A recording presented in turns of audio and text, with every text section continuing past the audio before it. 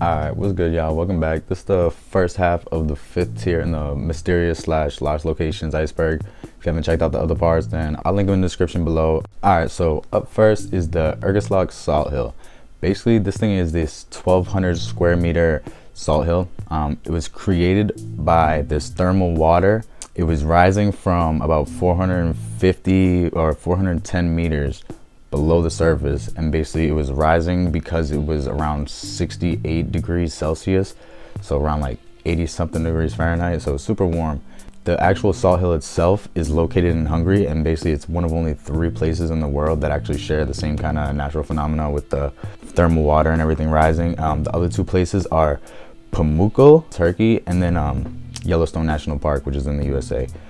And basically this hill only exists because they were doing exploratory drilling in the area in 1961. And basically they were originally looking for natural gas and oil, but they ended up finding this thermal spring instead.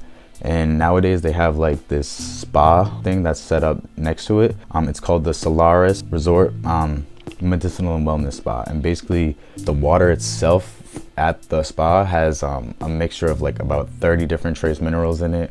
The main components are calcium, sodium, magnesium, and sulfur, and basically it's supposed to have really good health effects. So alright, so up next is the world's loneliest tree. So nestled in a windswept cove on the subantarctic Campbell Island in New Zealand, this tree basically shouldn't be there at all. Called the Sitka spruce. Technically it's usually found in the northern hemisphere of the globe, and basically the closest tree of any kind is more than 170 miles northeast on the Auckland Islands. This tree was planted around the turn of the 20th century by New Zealand's former governor, Lord Ranfurly. And basically more than 100 years later, this introduced spruce is considered the most isolated tree in the world. Basically, it just took over the recent record holder for the world's loneliest tree, which was the tree of Teneri, and that was located in the Sahara Desert.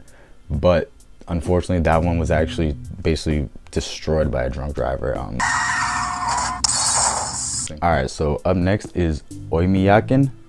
Oymyakon is a rural locality. It's not even considered a city, it's called a locality in the Oymyakon ski district of the Sakara Republic. It's located in the Yana Oymyakon Highlands.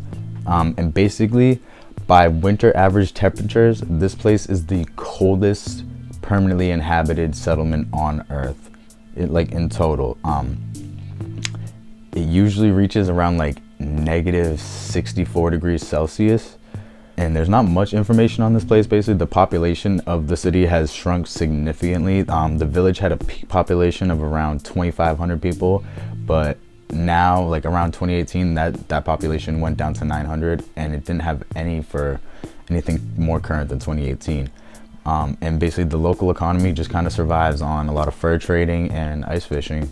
Alright, so up next is Sycamore Knoll. So basically what Sycamore Knoll is it's this unusual looking structure that was found in the sea off the coast of Malibu, California. And basically, based on the Google images of this place, it's got this big oval shape with a huge flat top on it, and it's got like these kind of pillar looking things that look like almost like an entrance kind of. And basically what's known about it is basically that it's on the seabed floor. Basically it's about 2,000 feet below the surface of the water, and like the size of it is about 3 miles wide. And just a lot of the speculation think that it's either an underwater government base or an alien base, maybe a UFO. There's a ton of shit on this one, to be real with you. And none of it is probably true. Who knows? There's like no research going into this thing, to be honest. It's just a ton of speculation. So, all right. So up next is the Pokaini Forest. So this forest is located in Latvia, and basically the main mystery kind of weird thing about this whole forest is these giant stones, these groups of giant stones, not even just single giant stones, these groups of these giant stones that are just kind of spread throughout the forest itself. And basically nobody really knows the true reason of why these stones are here. They're not just like random groups of rocks that you would find, you know what I mean? They're like intentionally placed groups of rocks that looked like they were going to be used for something. A lot of people think that it was going to be used to build a castle or something like that, but other people argue that it's not the kind of area that you would actually build something like that in, plus the fact that they didn't clear any of the forest or anything, kind of is like, what the fuck, why did they not do any of that, you know what I mean? Other people think that it's like this old place for like old pagan rituals and everything like that. There's a lot of different mysteries surrounding this place, but the main thing is these giant stones, because people who frequent this forest swear that these giant stones and these piles of stones move spots, and these aren't just like little rocks that just anybody can like move, you know what I mean? Like trolling people just moving these things around. And these people who come here all the time swear that these are not in the same exact place every time I come here, you know what I mean? Other places think that they have like some weird like energetic charges. There's a lot of weird stuff going on in this forest, man. There's even rumors that this place is like a gateway to a different dimension or a parallel world, whatever you want to call it. And there's even rumors that some people have died or suffered like different kinds of losses soon after visiting this forest. So, all right, so up next is the Cactus Dome. So between 1946 and 1962, the US military conducted 105 atmospheric nuclear tests over the Pacific Proving Grounds, which is a euphemism for the Marshall Islands and several other nearby South Pacific atolls, which are like little groups of islands basically.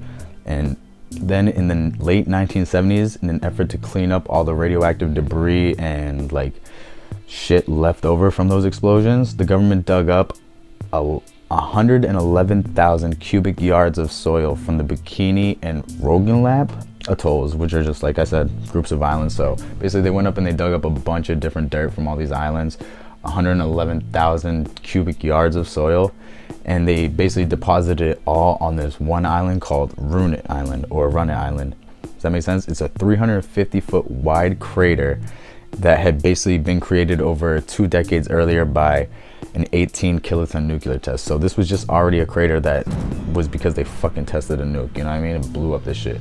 And this nuclear test was codenamed Cactus. So when they were covering up this giant radioactive pit, basically, it cost the government $250 million, and it took about 3 years to complete. And the result was just this enormous 1.5 foot thick, 100,000 square foot dome, which consists of about 358 gigantic concrete panels basically that are all placed on it. And there's a ton of warning signs on this island basically saying that it's radioactive and don't come here, get the fuck out of here. Constant like visitors and stuff still show up and travel there, you know what I mean? It's like not permitted basically. You can still show up, you can visit there, but I'm not going out there. That's like a guaranteed way to get cancer in my eyes. Like, fuck that. All right, so up next is Fusang. So Fusang is like a little weird to talk about, but as I'm describing it, just remember that the main idea is that it's either a mythical tree or a location. So it's interchangeable between the two depending on who you ask, where you look. Described in ancient Chinese literature, mainly in Of Mountains and Seas and several other books, to be honest with you, it refers to this mythological tree of life. In Chinese mythology, Fusang refers to a divine tree and an island, which are both located far east of China from where the sun rises. And basically, according to the Chinese legends, 10 birds, typically these ravens, they live in the tree itself. And because 9 of the birds rest, the 10th bird would have to carry the sun on its journey. So that's why we get like the sun coming up and everything. So it's always a bird switching off. It's alternatively described as a country by a native Buddhist missionary named Hui Shen. He describes it as this place was rich in copper deposits, and it also contained traces of gold and silver, but it did not contain iron. The native tribe in Fusang were civilized and living in well-organized communities. They produced paper from the bark of the Fusang plants for writing, and they also produced cloth from the fibers of the bark, which they used for robes and other things. Their houses or cabins were constructed of red mulberry wood. They raised deer for meat and milk, just as the Chinese raised cattle at home. And they also produced cheese with the deer's milk, just like the Chinese would at home with their cattle and everything like that. So they were pretty similar. He said that a bunch of times. They transported their goods with carts or sledges, which were pulled by either horses, buffalo, or deers. Basically an emperor or a main chief. He didn't really know the difference. They lived with the help of several officials.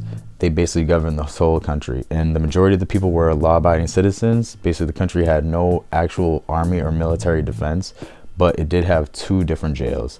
One jail was located on the north, and the other jail was located in the south of the country. It is also reported that 11,000 li, which are Chinese miles, which is also 415 kilometers or 258 miles beyond Fusang. There was a land of women where its female inhabitants were completely covered with hair. They walked erect, chattered a lot amongst themselves, but were shy when they saw ordinary human beings. They gave birth to their young after 6 or 7 months of pregnancy and nursed them on their backs. The babies were able to walk within 100 days and were fully grown in 3 or 4 years. And basically most people have deduced that these were actually Central American monkeys. Alright, so up next is Çatalhöyük. But basically this place was this very large Neolithic proto-city settlement. It's located in southern Anatolia, and basically it really existed primarily from like 7500 BC, so like 7500 BC to 6400 BC, but it really flourished around like the 7000 BC kind of mark. Basically it's completely like it's fully comprised of just domestic buildings, so there's no obvious public buildings around, none that they have actually found, but there's like a few like larger kind of buildings that have these murals in them, but there's no one's actually like figured out what they were used for yet, basically is what I'm saying. And basically the population of the eastern mound of this area, it was estimated to be around like 10,000, but give or take depending on how it was actually doing at the time. Households looked to their neighbors for help, trade, and possible marriage for their children, and basically they all lived in like these mud brick houses, and there's no doors. Every house has like this ladder going up, and basically that's how you would get in and out of the house. There's no real way out of the house other than that. But yeah, there's been like some clay statue figures of like pregnant women found around. There's like a bunch of different murals kind of painted around, and you got to remember that this is from 75 to 6400 BC, so this shit is old as fuck. Pretty sick, but other than that, not much. They're still kind of like excavating this area and researching it, so there's not super like a ton of information on this. But alright, so up next is Thule. So Thule is the farthest north location mentioned in any ancient Greek or Roman literature. It was first mentioned by this Greek explorer called Pythes, and basically this dude, he left the port city of Massalia, which is now Marseille, France, and he was looking for like new trade opportunities. He was mainly searching for amber and tin, and basically him and like his little group of people, they all left. They first started sailing west, and they basically hit what is now called the British Isles, and then from there they directly just shot north, and they just started sailing completely uncharted territory, but they said fuck it, let's do this, you know what I mean?